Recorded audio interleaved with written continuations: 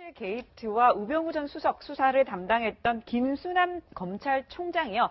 결국 문재인 대통령이 취임한 지 하루 만에 사직서를 냈습니다. 그러니까 임기를 못 지킨 채운셈인데 자, 그 다음에 또 화제가 된 인물이 있어요. 네, 그렇습니다. 바로 이철성 경찰청장인데요. 지난해 취임 직후에 세술은 세부대에 담아야 한다 이렇게 말했던 청장인데 자, 그런데요. 사의 표명했냐라고 거취 표명 어떻게 할 거냐 이렇게 물어보니까 저는 아직 사퇴할 생각이 없습니다. 이렇게 얘기를 했어요. 네. 그래서 두 번째 네. 말은 과거에 지금 박소연 앵커 얘기대로 세술은 세부대라고 말씀했는데 이제 세부대 들어왔는데 술도 바꿔야 되지 않느냐는 취지로 물어보니 전체적인 맥락을 읽어보면 제 말이 이해가 될 것입니다. 그래서 기자들이 다 읽어봤는데 이해가 잘 안 됐다 그러던데. 그러니까요. 세수는 세부대에 넣는단 말은 네. 새로운 대통령이 임명됐으니까 사임하고 새로운 그러니까 대통령의 정치 철학이나 또 어떤 정책들을 잘 받들어서 할 수 있는 분이 가는 게 맞죠. 그런데 네. 끝까지 지금 안 나가시겠다고 하시는데 이철성 경찰청장 같은 경우는 사실 그 촛불 집회 처음 생길 때 무슨 일이 있었습니까? 계속 청와대 옆으로 못 가도록 그거 금지했다가 법원에 행정명령 받아가지고 다시 풀어주고 그래서 결국 병밑 앞까지 갔지 않습니까? 그런 여러 가지 상황을 봤을 때 현 정부와 같이 동거하기 상당히 어려운 부분이 있을 거라고 저는 생각을 합니다. 물론 임기가 남아있기 때문에 그걸 뭐 억지로 강제로 물러나게 할 수는 없겠죠. 네네. 그럼에도 불구하고 이제 관례적으로 보면 예전에도 새로운 정부가 들어서면 이런 권력기관들의 그 장들은 예, 임기가 남아있어도 대체적으로 물러나는 경향이 있었습니다. 왜냐하면 부담을 주지 않기 위해서 그래요. 네. 그런 부분이 남아있을 때 결국 대통령 또는 청와대와 권력기관자의 어떤 갈등이나 문제가 생겼을 때 그것이 국민들한테 불안으로 다가올 수도 있고 또 새 정부가 새로운 어떤 정책들을 위반하는데 여러 가지 문제점이 있으니까 그렇게 사의를 표명한 건데 본인은 결국 사의를 표명하지 않고 끝까지 버티겠다고 하고 있는데 어떤 방법으로 해결이 될지는 모르겠습니다만 그다지 좋은 반응은 아니라는 생각은 듭니다. 자, 그래서 말씀드린 대로 내년 8월까지 임기가 원래는 남아있어요. 그러니까 본인 입장에서는 이거 절반도 아직 안 됐는데라는 생각도 있고 여러 가지 생각은 있습니다. 경찰 관계자는 이런 이유를 들기도 했어요. 수사권 독립, 이게 이제 검경 수사권 분리 얘기를 하는 거고 네. 경호 국 친설 같은 그런 문제가 산적해 있다.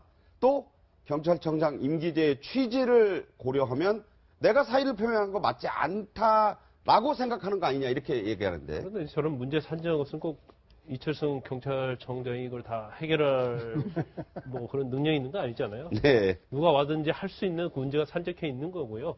근데 임기에 관해서는 사실 논란이 좀 있어요. 김순환 검찰총장 같은 경우는 이제 12월 임기가 만료되는데 네. 이제는 이제 검찰총장 임기가 제대로 안 지켜졌거든요. 그래서 그게 검찰의 독립성을 해친다는 논란이 계속 있어 왔어요. 네. 근데 경찰청장 같은 경우는 이제 그런 논란이 그렇게 많지는 않았습니다. 네. 근데 네. 제가 볼 때는 뭐 본인은 한 점의 부끄러움이 없다고 했는데 그 부분에서는 이제 국민이 좀 판단할 문제고 지금 할 일이 많다고 생각을 한다면 네. 그 부분에 대해서는 제가 볼 때는 사표를 내야죠 일단 내고 내가 할 일이 더 많으니까 나는 좀 더 하고 싶습니다. 그래서 결국은 임명권자의 판단을 기다려야 그렇죠. 된다. 임명권자의 판단을 기다리는 게 저는 순리에 맞다고 봐요. 그런데 우리 이제까지 정권이 바뀔 때 저런 분들이 상당히 있었어요. 특히 공공기관장 같은 경우는 내가 임기 뭐 앞으로도 많이 남았는데 내가 이걸 정해진 임기를 하겠다 했는데 대부분이 임기 채우지 못하고 정권 초기에 다 그만뒀거든요. 네. 본인은 굉장히 욕심이 있겠지만 네. 제가 볼 때는 아마 임기를 채우지 못할 가능성이 크다 이렇게 봅니다. 네, 이철성 경찰청장. 자, 다른 것도 아니고 바로 최순실 씨와 연관이 있다 이런 증언도 있었습니다. 바로 이 특검 도움이라고 얘기했던 장시호 씨가 한 얘기인데요. 장시호 씨가 2016년 7월 최순실의 에르메스 가방에서 이철성 경찰청장 프로필을 봤다. 거기 포스트잇에 경찰청장 추천 OK라고 이모글씨로 써 있었다라고 하면서 최순실이 대통령에게 추천한 것이다. 이렇게 얘기를 한 적이 있어요. 네.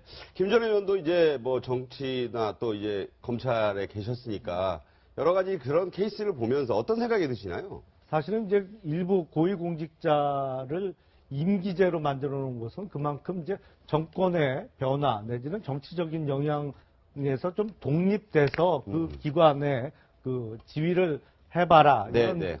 취지에서 임기제를 만들어 놓은 것이죠. 근데 검찰총장도 사실은 2년 임기입니다만 그 2년 임기를 채운 검찰총장보다 못 채우고 중간에 물러난 검찰총장이 훨씬 더 많아요. 예, 사실 기억에 그렇습니다. 임기를 채운 사람이 정말 몇 명 되질 않습니다. 지금 경찰청장도 그 이후에 2년 임기제로 바뀌었습니다만 꼽힐 만큼이죠. 그렇죠. 그런 의미에서는 임기제라는 것이 지금 제대로 시행이 안 되고 있는 측면이고요. 뭐 예를 들어서 2003년에 죄송합니다. 2008년에 이명박 정부가 집권했을 때도 그때 당시에 임기가 남아있는 많은 공공기관장들이 임기까지 자기 버티겠다 이런 사람 경우가 많이 있었거든요. 지금은 이제 거꾸로 이제는 여야가 바뀌었습니다만 경찰청장의 임기가 문제되고 있습니다. 근데 이 또 애매한 게 저기서 또 최순실의 국정농단과 연계되면 네. 더 힘들어지는 거 더 아닌가요? 힘들어지는 거죠. 그러니까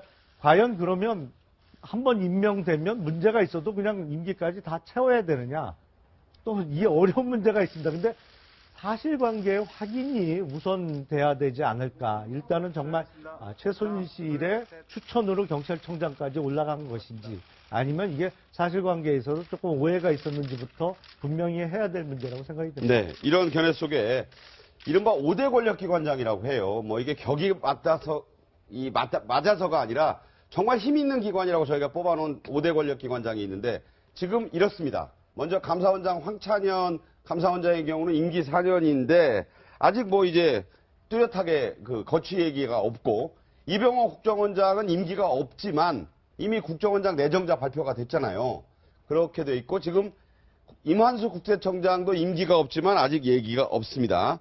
자, 지금 말씀드린 대로 김순환 검찰총장은 사표 냈고 자, 경찰청장 잔류 의사 밝히고 있다. 자, 이런 5대 권력기관장 얘기인데 견해를 좀 말씀해 주시죠.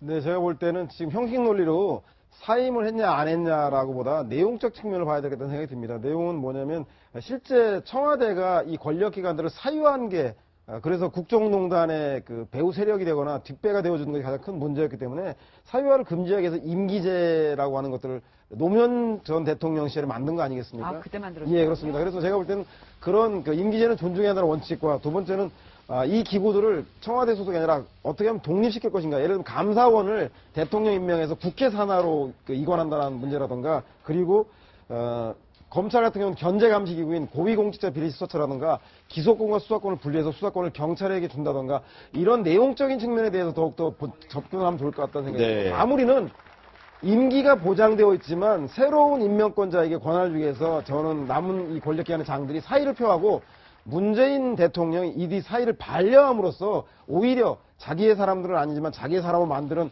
그런 운영의 묘를 발휘해서 오히려 형식적인 사의냐 아니냐의 논리보다는 아까 말씀드린 독립과 견제 감시 기구를 만들어 나가는 그런 진일보된 논의로 더 발전하는 게 타당하지 않겠는 생각이 듭니다. 굉장히 네. 좋은 말씀이에요.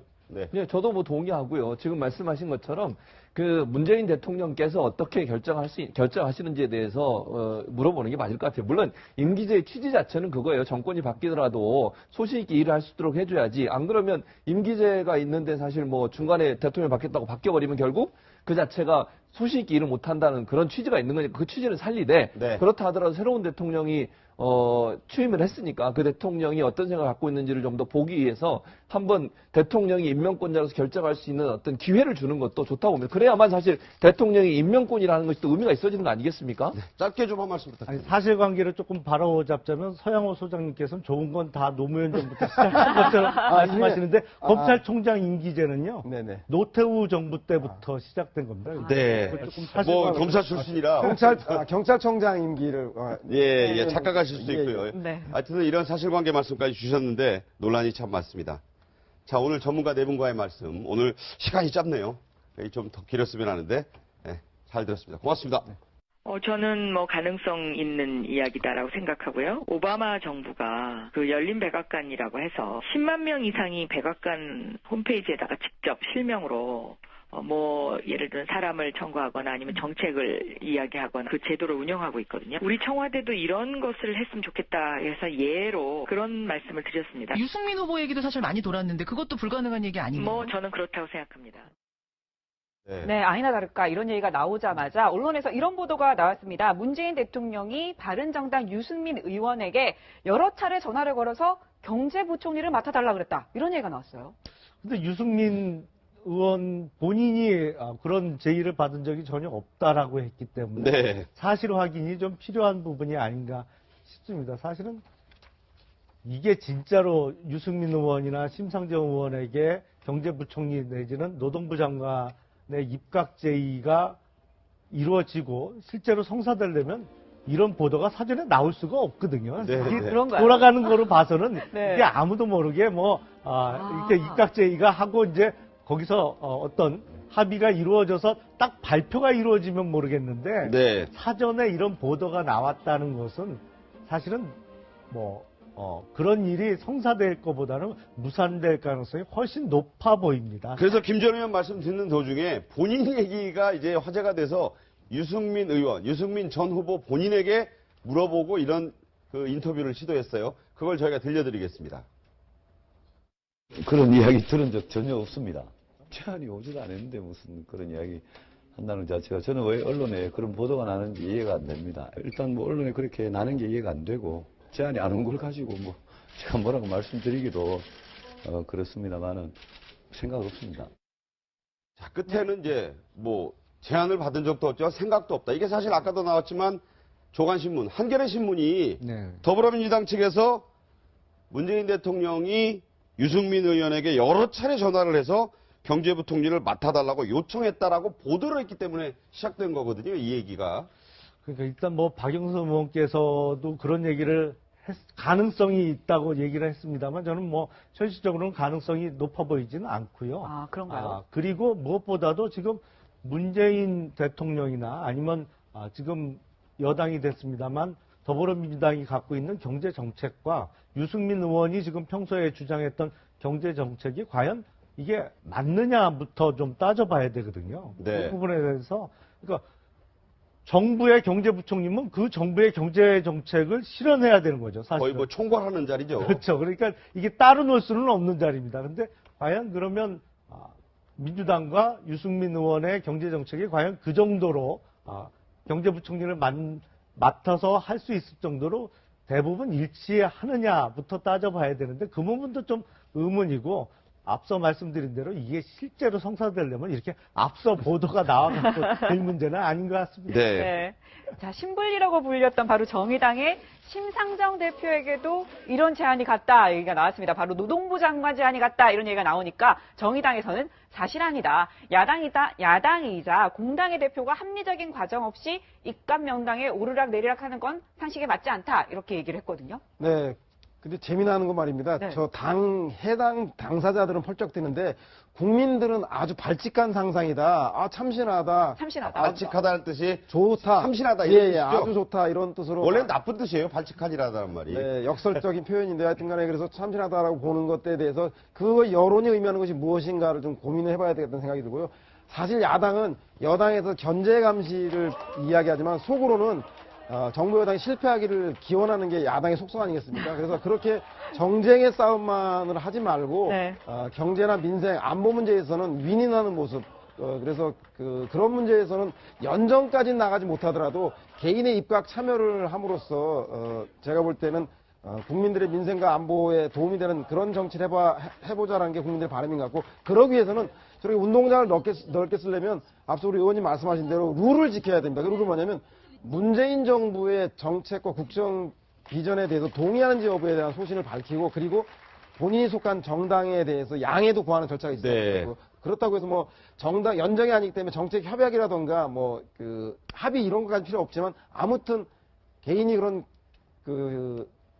요청을 받았으면 본인 소속한 정당에 협의는 가는 과정은 거쳐야 되겠다는 생각이 들고 아무튼 해당 당사자들은 펄쩍 뛰지만 국민들은 아주 즐겁게 바라보고 있는 건 사실이라는 생각이 듭니다. 네, 그런 얘기 결례가 있을 수 있습니다. 이 야당, 이제 야당이요. 당이 분명히 여러분 바뀌어가지고 국민의당이나 자유한국당을 야당이라고 하고 있습니다. 야당이 이런 반응들을 내놨습니다. 먼저 정우택 자유한국당 대표 권한대행 그리고 최경환 국민의당 의원 반응 차례로 들어보겠습니다. 새 정부가 출범하자마자 야당 의원을 내각에 참여시키겠다는 것은 야당 내부 분열을 노린 수준 낮은 정치 공작에 불과하다고 규정합니다. 말로는 야당과 협력과 협조를 부탁하면서 벌써부터 이러한 수준 낮은 정치 공작이나 꿈꾸는 것에 대해서 대단히 유감스럽다는 말씀을 드립니다. 문재인 대통령의 청와대와 더불어민주당이 진정한 협치와 연정 의지가 있다면 이러한 연정 협약에 먼저 나서야 합니다. 장관직 몇 자리로 해결될 문제가 아닙니다. 연정 협약 없이 내각에 참여할 야당 의원들도 없을 것이며 그런 정치 공작에 넘어갈 의원들도 없을 것입니다. 네. 네, 지금 보면 야당은 좋아할 것 같은데 오히려 굉장히 정치 공작이라고 하면서 굉장히 화를 내네요. 왜 그렇죠? 왜냐하면 이런 네. 거예요. 당대 당에 어느 정도의 합의가 있을 때에 그게 의미가 있는 거죠. 네. 사실은 지금 야당에 대통령 후보까지 했던 분들을 입각을 시키는데 그냥 개인적으로 전화해서 입각시키는 게 좀 말이 안 되잖아요. 합리적 그렇죠. 과정이라는 도 그런 개념이라고 저는 생각을 해요.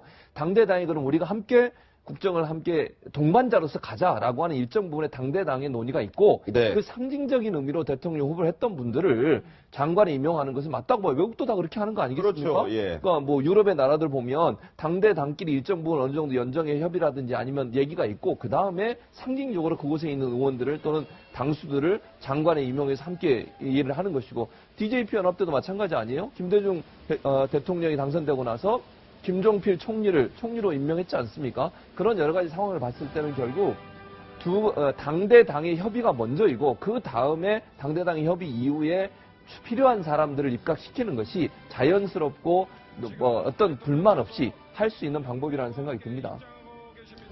네. 네. 자, 우리 김 변호사 보시기에는 어땠어요?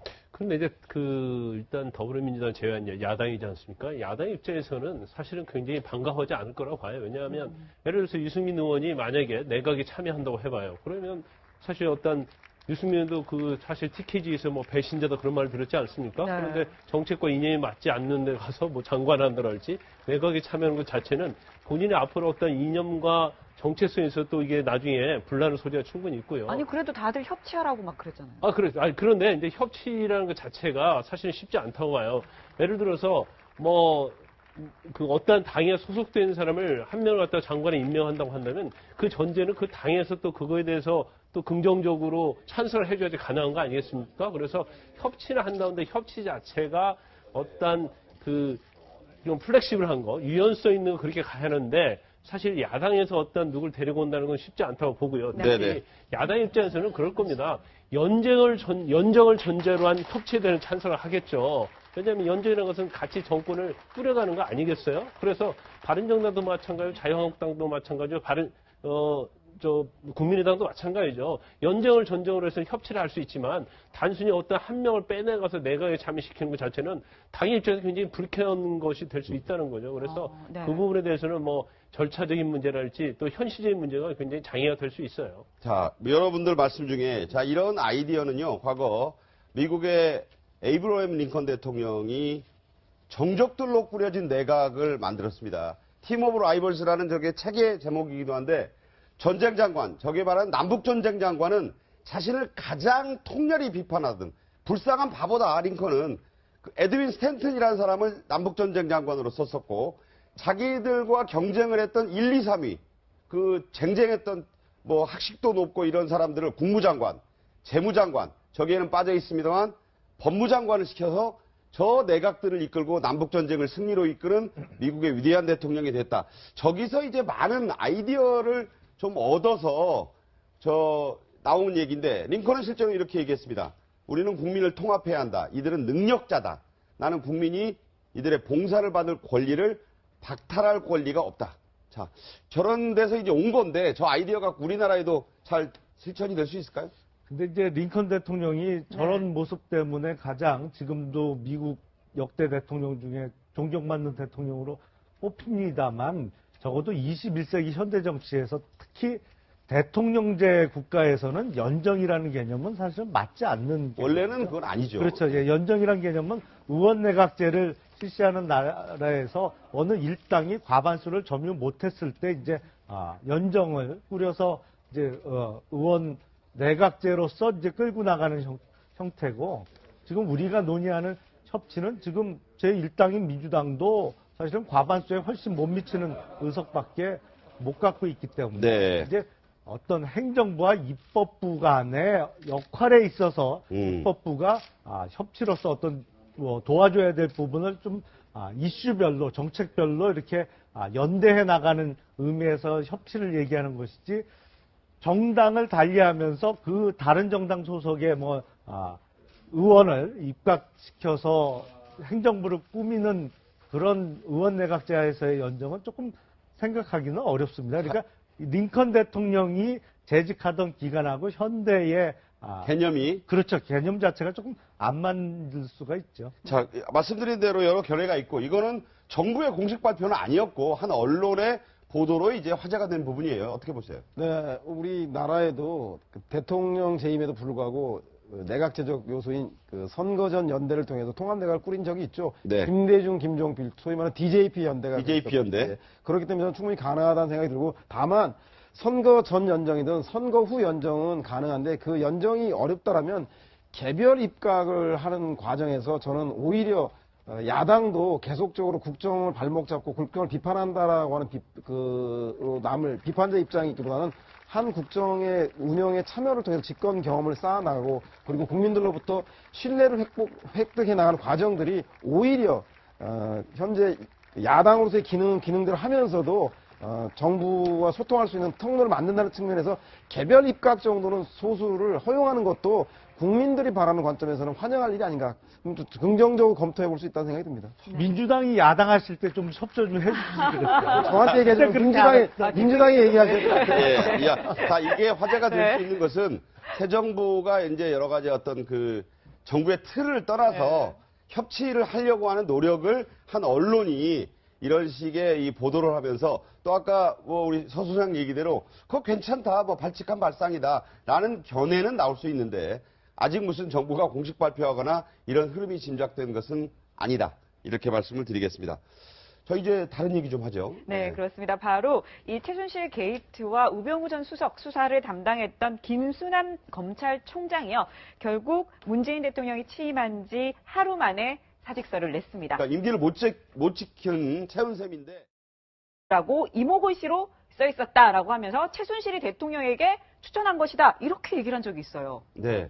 김 전 의원도 이제 정치나 또 이제 검찰에 계셨으니까 여러 가지 그런 케이스를 보면서 어떤 생각이 드시나요? 사실은 이제 일부 고위공직자를 임기제로 만들어 놓은 것은 그만큼 이제 정권의 변화 내지는 정치적인 영향에서 좀 독립돼서 그 기관의 그 지위를 해봐라 이런 취지에서 임기제를 만들어 놓은 것이죠. 근데 검찰총장도 사실은 2년 임기입니다만 그 2년 임기를 채운 검찰총장보다 못 채우고 중간에 물러난 검찰총장이 훨씬 더 많아요. 예, 기억에 그렇습니다. 임기를 채운 사람이 정말 몇 명 되질 않습니다. 지금 경찰청장도 그 이후에 2년 임기제로 바뀌었습니다만 꼽힐 만큼이죠. 그렇죠. 그런 의미에서는 임기제라는 것이 지금 제대로 시행이 안 되고 있는 측면이고요. 예를 들어서 2003년에 2008년에 이명박 정부가 집권했을 때도 그때 당시에 임기가 남아있는 많은 공공기관장들이 임기까지 자기 버티겠다 이런 사람 경우가 많이 있었거든요. 지금은 이제 거꾸로 이제는 여야가 바뀌었습니다만 경찰청장의 임기가 문제되고 있습니다. 근데 이게 또 애매한 게 저기서 또 최순실의 국정농단과 연계되면 더 힘들어지는 거 아닌가요? 더 힘들어지는 거죠. 그러니까 과연 그러면 한번 임명되면 문제가 있어도 그냥 임기까지 다 채워야 되느냐? 또 이 어려운 문제가 있습니다. 근데 사실관계의 확인이 우선돼야 되지 않을까. 일단은 정말 최순실의 추천으로 경찰청장까지 올라간 것인지 아니면 이게 사실관계에 있어서 조금 오해가 있었는지부터 분명히 해야 될 문제라고 생각이 듭니다. 네, 이런 견해 속에 이른바 5대 권력기관장이라고 해요. 이게 격이 맞아서가 아니라 정말 힘 있는 기관이라고 저희가 뽑아놓은 5대 권력기관장이 있는데 지금 이렇습니다로 내년 8월까지 임기가 원래는 남아있어요. 그러니까 본인 입장에서는 이거 절반도 아직 안 됐는데라는 생각도 있고 여러 가지 생각은 있습니다. 경찰 관계자는 이런 이유를 들기도 했어요. 수사권 독립, 이게 이제 검경 수사권 분리 얘기를 하는 거고 경호 국 친설 같은 그런 문제가 산적해 있다. 또 경찰청장 임기제의 취지를 고려하면 내가 사의를 표명한 거 맞지 않다라고 생각하는 거 아니냐 이렇게 얘기하는데. 그런데 저런 문제 산정한 것은 꼭 이철성 경찰청장이 이걸 다 해결할 뭐 그런 능력이 있는 거 아니잖아요. 네. 누가 와든지 할 수 있는 그 문제가 산적해 있는 거고요. 근데 임기에 관해서는 사실 논란이 좀 있어요. 김순환 검찰총장 같은 경우는 이제 12월 임기가 만료되는데 네. 이제는 이제 검찰총장 임기가 제대로 안 지켜졌거든요. 그래서 그게 검찰의 독립성을 해친다는 논란이 계속 있어 왔어요. 네. 근데 경찰청장 같은 경우는 이제 그런 논란이 그렇게 많지는 않았습니다. 네. 네. 제가 볼 때는 뭐 본인은 한 점의 부끄러움이 없다고 했는데 그 부분에서는 이제 국민이 좀 판단할 문제고 지금 할 일이 많다고 생각을 한다면 네. 그 부분에 대해서는 제가 볼 때는 사표를 내야죠 일단 내고 내가 할 일이 더 많으니까 나는 좀 더 하고 싶습니다. 그래서 결국은 임명권자의 판단을 기다려야 그렇죠. 된다. 임명권자의 판단을 기다리는 게 저는 순리에 맞다고 봐요. 그런데 우리 이제까지 정권이 바뀔 때 저런 분들이 상당히 있었어요. 특히 공공기관장 같은 경우는 내가 임기 뭐 앞으로도 많이 남았는데 내가 이걸 정해진 임기를 하겠다 했는데 대부분이 임기 채우지 못하고 정권 초기에 다 그만뒀거든요. 네. 본인은 굉장히 욕심이 있겠지만 네. 제가 볼 때는 아마 임기를 채우지 못할 가능성이 크다 이렇게 봅니다. 네, 이철성 경찰청장. 자, 다른 것도 아니고 바로 최순실 씨와 연관이 있다 이런 증언도 있었습니다. 바로 이 특검 도움이라고 얘기했던 장시호 씨가 한 얘기인데요. 장시호 씨가 2016년 7월 최순실의 에르메스 가방에서 이철성 경찰청장 프로필을 봤다. 거기 포스트잇에 경찰청장 추천 오케이. 최순실 게이트와 우병우 전 수석 수사를 담당했던 김순환 검찰총장이요. 결국 문재인 대통령이 취임한 지 하루 만에 사직서를 냈습니다. 그러니까 임기를 못 지킨 채운 셈인데 자, 그 다음에 또 화제가 된 인물이 있어요. 네, 그렇습니다. 바로 이철성 경찰청장인데요. 지난해 취임 직후에 세술은 세부대에 담아야 한다 이렇게 말했던 청장인데 자, 그런데요. 사의 표명했냐라고 거치표명 어떻게 할 거냐 이렇게 물어보니까 저는 아직 사퇴할 생각이 없습니다. 이렇게 얘기를 했어요. 네. 그래서 두 번째 네. 말은 과거에 지금 박소연 앵커 얘기대로 세술은 세부대라고 말씀했는데 이제 세부대 들어왔는데 술도 바꿔야 되지 않느냐는 취지로 물어보니 전체적인 맥락을 읽어보면 제 말이 이해가 될 것입니다. 그래서 기자들이 다 읽어봤는데 이해가 잘 안 됐다 그러던데. 그러니까요. 세수를 세부대에 넣는단 말은 네. 새로운 대통령이 임명됐으니까 사임하고 새로운 그러니까 대통령의 정치 철학이나 또 어떤 정책들을 잘 받들어서 할 수 있는 분이 가는 게 맞죠. 그런데 네. 끝까지 지금 안 나가시겠다고 하시는데 이철성 경찰청장 같은 경우는 사실 그 촛불 집회 처음 생길 때 무슨 일이 있었습니까? 계속 청와대 옆으로 못 가도록 그거 금지했다가 법원에 생정명령 받아가지고 다시 풀어주고 그래서 결국 벽 밑에 앞까지 갔지 않습니까? 그런 여러 가지 상황을 봤을 때 현 정부와 같이 동거하기 상당히 어려운 부분이 있을 거라고 저는 생각을 합니다. 물론 임기가 남아있기 때문에 그걸 뭐 억지로 강제로 물러나게 할 수는 없겠죠. 네네. 그럼에도 불구하고 이제 관례적으로 보면 예전에도 새로운 정부가 들어서면 이런 권력기관들의 그 장들은 예, 임기가 남아있어도 대체적으로 물러나는 경향이 있었습니다. 왜냐하면 부담을 주지 않기 위해서 그래요. 네. 그런 부분이 남아있을 때 결국 대통령 또는 청와대와 권력기관자의 어떤 갈등이나 문제가 생겼을 때 그것이 국민들한테 불안으로 다가올 수도 있고 또 새 정부가 새로운 어떤 정책들을 위반하는데 여러 가지 문제점이 있을 수 있으니까 그렇게 사의를 표명한 건데 본인은 결국 사의를 표명하지 않고 끝까지 버티겠다고 하고 있는데 어떤 방법으로 해결이 될지는 모르겠습니다만 그다지 좋은 반응은 아니라는 생각은 듭니다. 자, 그래서 말씀드립니다. 먼저 감사원장 황찬현 감사원장의 경우는 임기 4년인데 아직 뭐 이제 뚜렷하게 그 거취 얘기가 없고 이병호 국정원장은 임기가 없지만 이미 국정원장 내정자 발표가 됐잖아요. 그렇게 돼 있고 지금 임한수 국세청장도 임기가 없지만 아직 얘기가 없습니다. 자, 지금 말씀드린 대로 김순환 검찰총장은 사표 냈고 자, 경찰청장 잔류 의사 밝히고 있다. 자, 이런 5대 권력기관장 얘기인데 견해를 좀 말씀해 주시죠. 네, 제가 볼 때는 지금 형식 논리로 사임을 했냐 안 했냐라고 보다 내용적 측면을 봐야 되겠다는 생각이 듭니다. 내용은 뭐냐면 실제 청와대가 이 권력기관들을 사유한 게 그래서 국정농단의 그 배후 세력이 되거나 뒷배가 되어주는 것이 가장 큰 문제였기 때문에 사유화를 금지하기 위해서 임기제라고 하는 것들을 노무현 전 대통령 시절에 만든 거 아니겠습니까? 아, 그때 만들었어요? 예, 그렇습니다. 그래서 제가 볼 때는 그런 그 임기제는 존중해야 한다는 원칙과 두 번째는 이 기구들을 청와대 소속이 아니라 어떻게 하면 독립시킬 것인가. 예를 들면 감사원을 대통령 임명해서 국회 산하로 이관한다는 문제라든가 그리고 검찰 같은 경우는 견제감시기구인 고위공직자 비리수사처라든가 기소권과 수사권을 분리해서 수사권을 경찰에게 준다든가 이런 내용적인 측면에 대해서 더욱더 접근하면 좋을 것 같다는 생각이 듭니다. 마무리는 임기가 보장되어 있지만 새로운 임명권자에게 권한을 주기 위해서 저는 남은 이 권력기관의 장들이 사의를 표하고 문재인 대통령이 이 사의를 반려함으로써 오히려 자기의 사람들은 아니지만 자기의 사람을 만드는 그런 운영의 묘를 발휘해서 오히려 형식적인 사의냐 아니냐의 논리보다는 아까 말씀드린 독립과 견제감시 기구를 만들어 나가는 그런 진일보된 논의로 더 발전하는 게 타당하지 않겠는 생각이 듭니다. 되게 좋은 말씀이에요. 네. 네, 저도 뭐 동의하고요. 지금 말씀하신 것처럼 그 문재인 대통령께서 어떻게 결정하시는지에 대해서 물어보는 게 맞을 것 같아요. 물론 임기제의 취지 자체는 그거예요. 정권이 바뀌더라도 소신 있게 일을 할 수 있도록 해줘야지. 안 그러면 임기제가 있는데 사실 뭐 중간에 대통령이 바뀌었다고 바뀌어버리면 결국 그 자체가 소신 있게 일을 못한다는 그런 취지가 있는 거니까 그 취지는 살리되 네. 그렇다 하더라도 새로운 대통령이 취임을 했으니까 그 대통령이 어떤 생각을 갖고 있는지를 좀 더 보기 위해서 한번 대통령이 임명권자로서 결정할 수 있는 어떤 기회를 주는 것도 좋다고 봅니다. 그래야만 사실 대통령이 임명권이라는 것이 또 의미가 있어지는 거 아니겠습니까? 네. 짧게 좀 한 말씀 부탁드립니다. 사실관계를 조금 바로잡자면 서양호 소장님께서는 좋은 건 다 노무현 정부부터 시작한 것처럼 말씀하시는데 검찰총장 임기제는요. 네네. 노태우 정부 때부터 시작된 겁니다. 네. 조금 뭐 검사 출신이라 경찰청장 임기를 예, 착각하실 수도 예, 있고요. 네. 하여튼 이런 사실관계 말씀까지 주셨는데 논란이 참 많습니다. 자, 오늘 전문가 네 분과의 말씀, 오늘 시간이 짧네요. 좀 더 길었으면 하는데 네, 잘 들었습니다. 고맙습니다. 저는 뭐 가능성 있는 이야기다라고 생각하고요. 오바마 정부가 그 열린 백악관이라고 해서 10만 명 이상이 백악관 홈페이지에다가 직접 실명으로 뭐 예를 들면 사람을 청구하거나 아니면 정책을 이야기하거나 그 제도를 운영하고 있거든요. 우리 청와대도 이런 것을 했으면 좋겠다 해서 예로 그런 말씀을 드렸습니다. 유승민 후보 얘기도 사실 많이 돌았는데 그것도 불가능한 얘기 아니에요? 뭐 저는 그렇다고 생각합니다.